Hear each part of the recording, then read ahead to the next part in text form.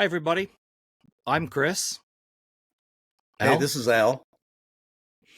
And we're all with Readiness Rewired, a healthcare podcast, and we're doing another Hotwash session. This is a shorter version of what we've done in the past. So buckle up your seat belts and adjust your headrest. I think, Al, we have a guest that you want to introduce today.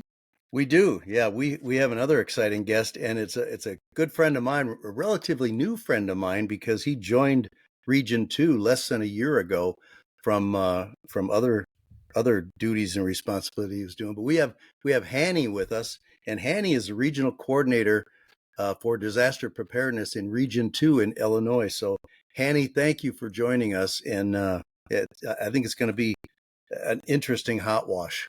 Thanks for having me, guys. Greatly appreciate it. Yeah. So I'll tell you the reason we really ask you on there, Mike and Chris and I were kicking around, and Hanny, you and I have had the conversation before where, you know, you are a nurse. Yep. And so what I wanted to do is tap in on that nurse, because you came from the ED, the emergency department, and that's the gateway to the hospital.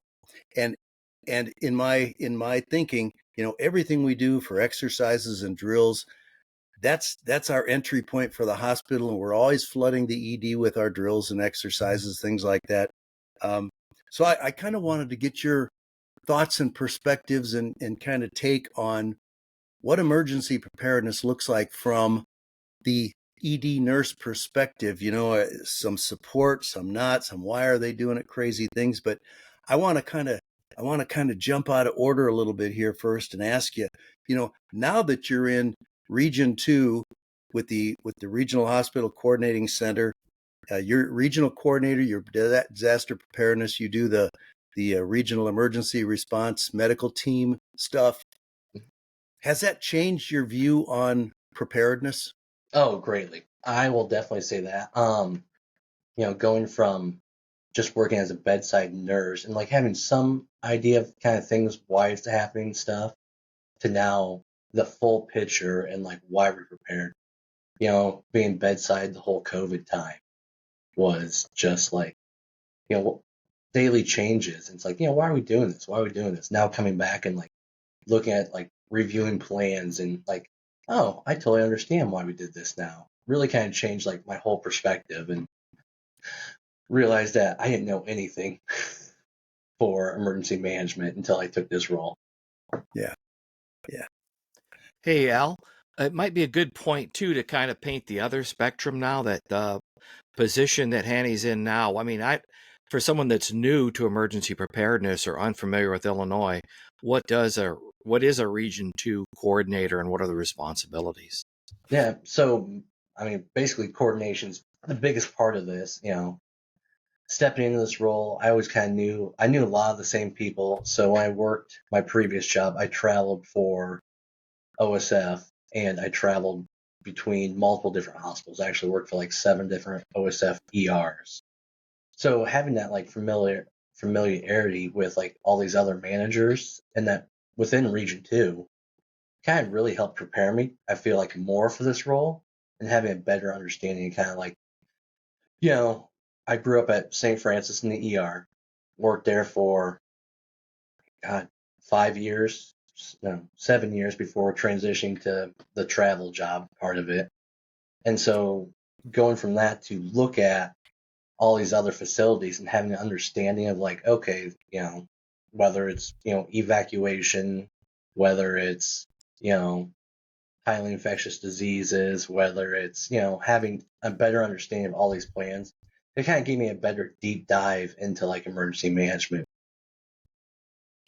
And could you also just, again, for reference, how big of hospitals are we talking about? OSF is your mothership facility in Illinois. Yeah. And then St. Francis, that is you're probably butcher me for this, but I believe 72-bed ER. And then, the smallest facilities I went to a facility for OSF that was a 7 to 9-bed ER, just a standalone. So I mean, the whole range.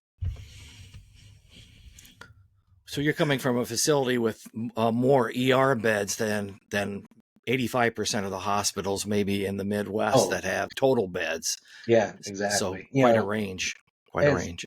going from, I have every resource possible at like St. Francis. You have neurosurgeons, trauma surgeons, GI specialty, somebody's always on call 24/7, if not in-house, to go into, a tiny little hospital, and like the resources, the resource richness of St. Francis to go into something that doesn't have those resources, how those staff can make it work is unbelievable. And I will always say that, like, these smaller hospitals, those are some of the best nurses out there and doctors, because they don't have the capabilities and to manage these patients. God bless them, they're killers, they're great. So Hani, an ER nurse, emergency preparedness. What should we be doing, in the future? Because we want other emergency preparedness coordinators hopefully watching the podcast, learning from us, hearing some information. What should we be doing to help those nurses get a clearer picture, like you were given once you changed positions? Yeah, I think so. For me personally, when it's our like relationships, so like coming from St. Francis and like these other places, I have great relationships from the director level all the way down to the techs that work in the department. And I feel like a lot of times when we hit like drills and exercises, we work it with the management team a lot, right? And the C-suite people. We don't hit it with the operations people enough and kind of discuss with them why we're doing these things. I think that's what, like, since stepping in this role, we've really tried to, like, this department has tried to work a lot more directly, because not only do I manage work with the region, but St. Francis is our home. That my boss John is the emergency management for, as well as the regional one. So it's working with also the people on the floor, kind of discussing with them things. Mike, when I first started this role, that was my first week was orientation to what I thought I knew I was starting into. Week 2 was Lassa fever. And I was sitting there like, what happened and why did I do this?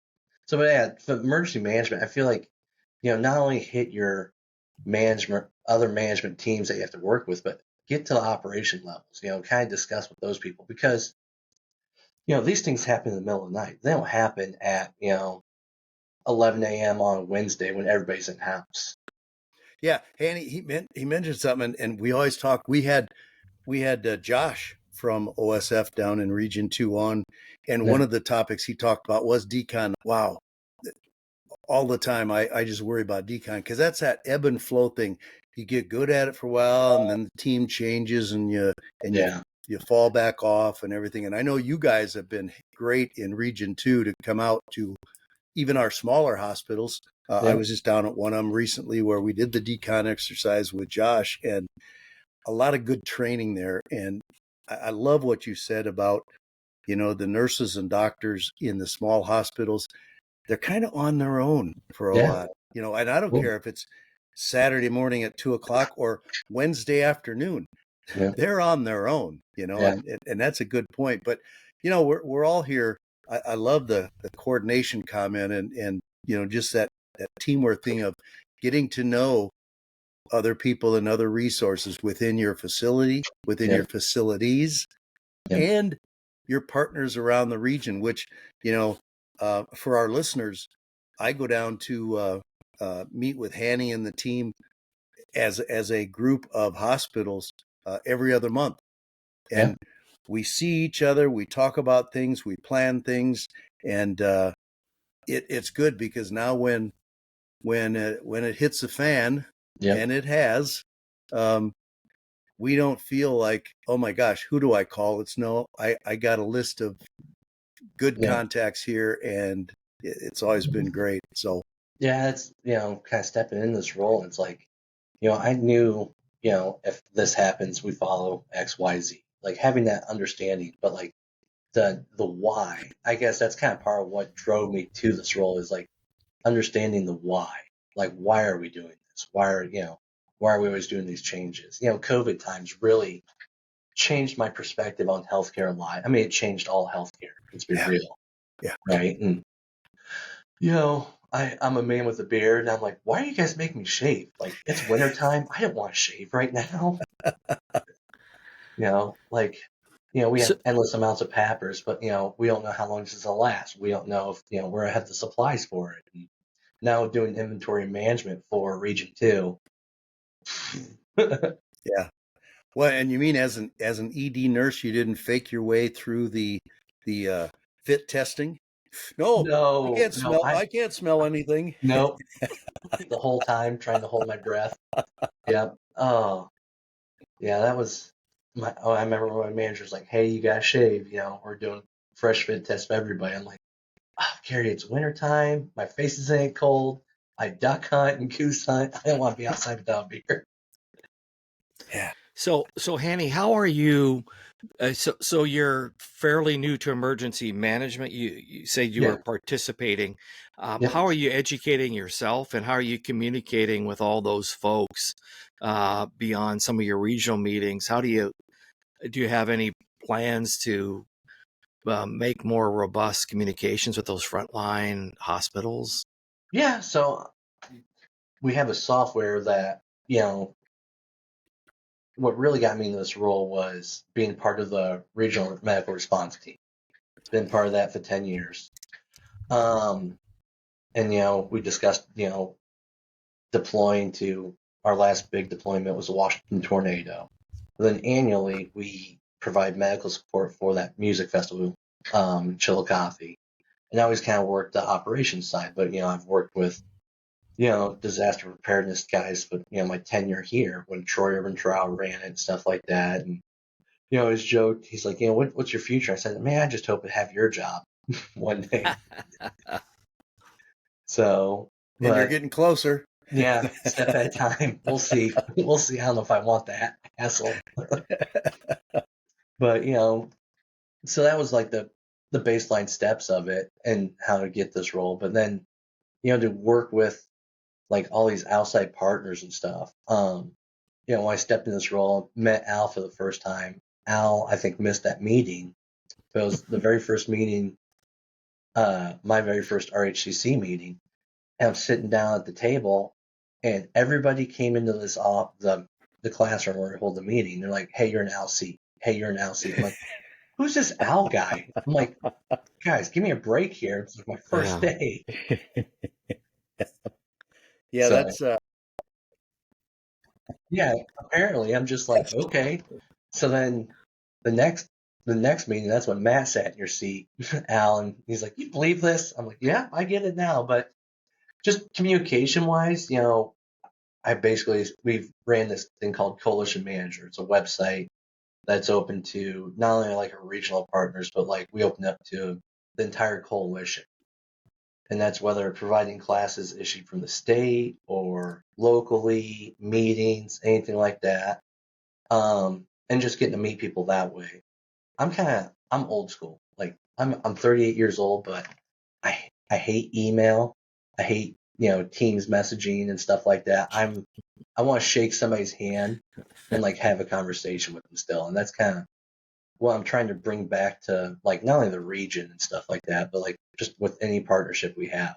yeah, and I That's love awesome. you mentioned the relationships, and I think we've all seen that how important it is, and we keep telling our listeners, hopefully a lot of emergency preparedness coordinators, because we got a lot of new EP coordinators at hospitals that are just learning the ropes.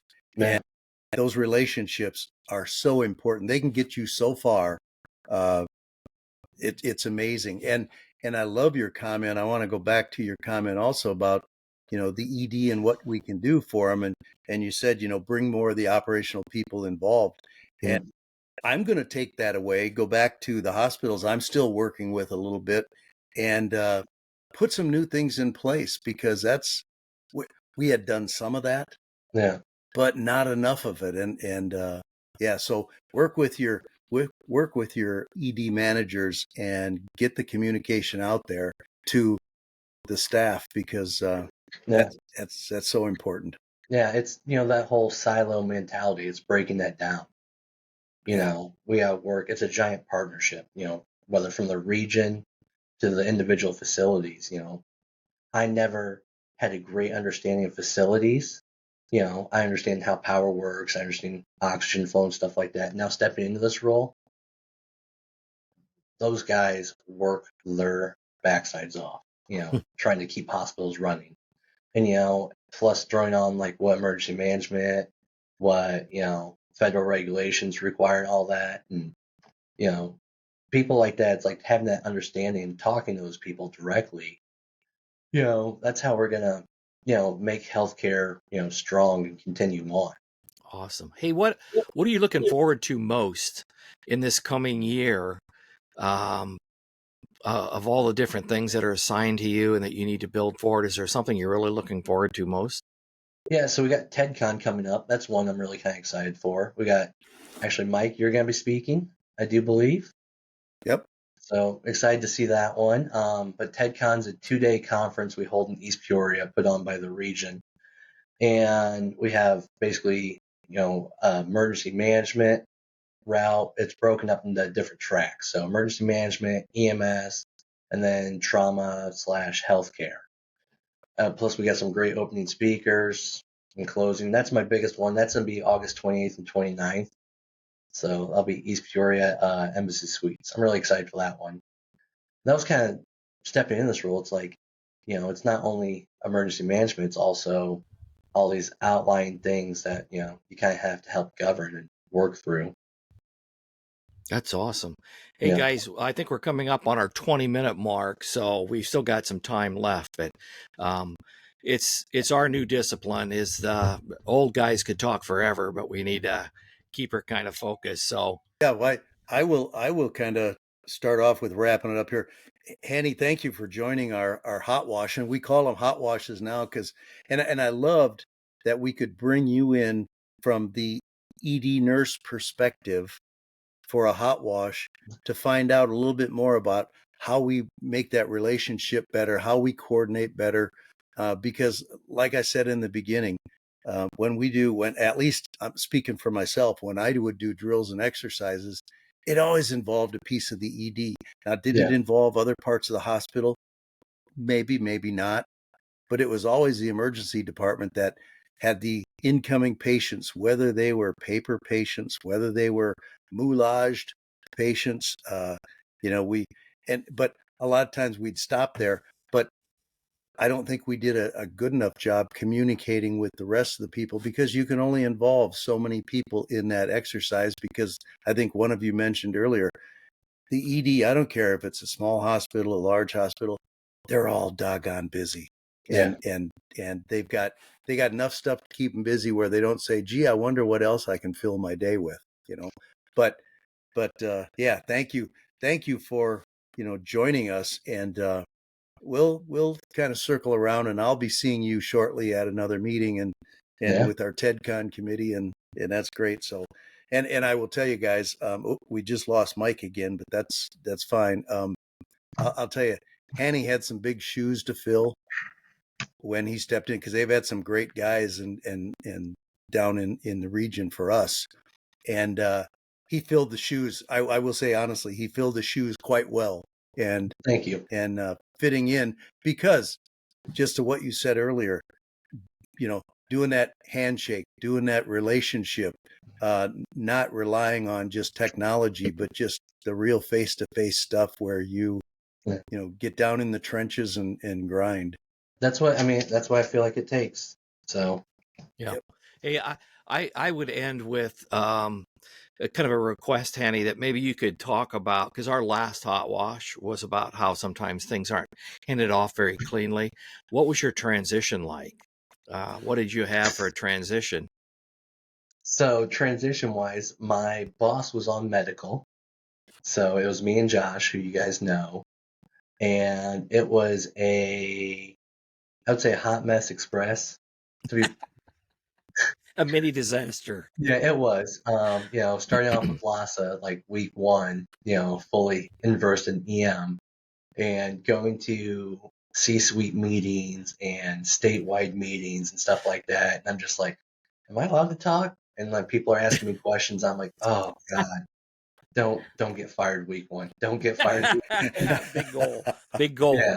Yeah, it was. Yeah. And, it made it through, and thank God, no cases spread from that, but, monitoring patients and, just the relationships, stepping in, our, ERC in the region, phenomenal gentleman that like kind of also discussed way too much things with him. And I'm just like, trying to learn all the rules and how everything works out, and, just public health side to the hospital side, and ensuring that we have, a good relationship, understand, we're not spreading diseases throughout the region, making sure, all those things. Yeah.